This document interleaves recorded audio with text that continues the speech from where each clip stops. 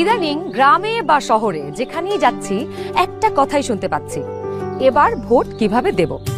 এবার নাকি একদিনে 2 ভোট, তার মানে ভোট সেন্টার 2বার যেতে হবে, 2বার লাইনে দাঁড়াতে হবে। Lot of confusion.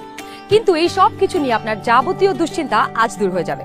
চলুন দেখি আগামী ত্রয়োদশ জাতীয় সংসদ নির্বাচন এবং গণভোটের দিন আমরা কিভাবে ভোট দেব। ভোটের দিন একদম সকালবেলা আপনার ভোট কেন্দ্রে চলে আসবেন। নারী পুরুষ ঠিক এইভাবে আলাদা আলাদা লাইনে দাঁড়াবেন। লাইনের শুরুতেই আপনার ভোটার ক্রমিক নাম্বার উল্লেখ করে লেখা থাকবে আপনি কোন কক্ষে ভোট দেবেন। ভোট কেন্দ্রের কোন কক্ষে আপনি ভোট দিবেন সে বিষয়ে আনসাররাও আপনাকে সহায়তা করবেন। এরপর আপনি সোজা চলে যাবেন আপনার ভোট কক্ষে। কিভাবে নারী এবং পুরুষ ভোটারদের আলাদা রুমে ভোট গ্রহণ করা হচ্ছে চলুন দেখে আসি। কক্ষগুলোর বাইরেও ভোটার ক্রমিক নম্বরগুলো লেখা থাকবে। প্রথমেই একজন পোলিং অফিসার আপনার নাম এবং ভোটার নম্বর জিজ্ঞাসা করবেন। তারপর আপনার চেহারার সাথে আপনার ভোটার তালিকায় থাকা ছবি মিলিয়ে দেখবেন। এটা আমি, এখানে একটু খারাপ আসছে ছবি। বাবার নাম আনিসুজ্জামান। ভোটার আয়শা খানম, ভোটার নং 0157। প্রথম পোলিং অফিসার আপনার নাম এবং ভোটারের ক্রমিক নম্বর জোরে উচ্চারণ করবেন যেন কক্ষে থাকা সহকারী প্রিজাইডিং অফিসার এবং পোলিং এজেন্টরা শুনতে পারেন।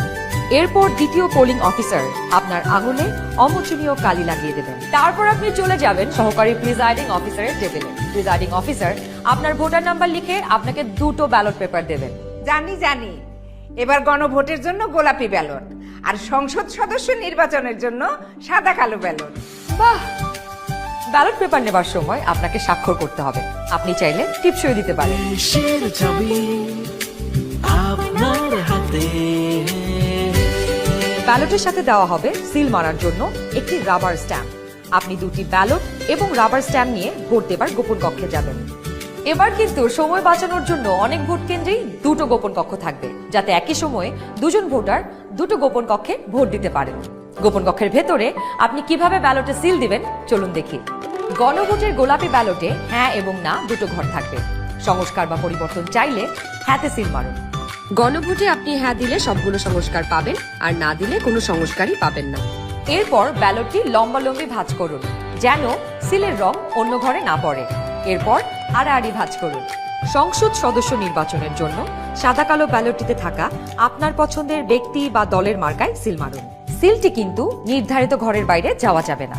মার্কার বাইরে সিল পড়লে আপনার মহামূল্যবান ব্যালটটি বাতিল হয়ে যাবে। সিল মারার পর এই ব্যালটটিও প্রথমে লম্বালম্বি ভাঁজ করুন যেন সিলের কালি অন্য মার্কায় না লাগে। এরপর আড়াআড়ি ভাঁজ করুন।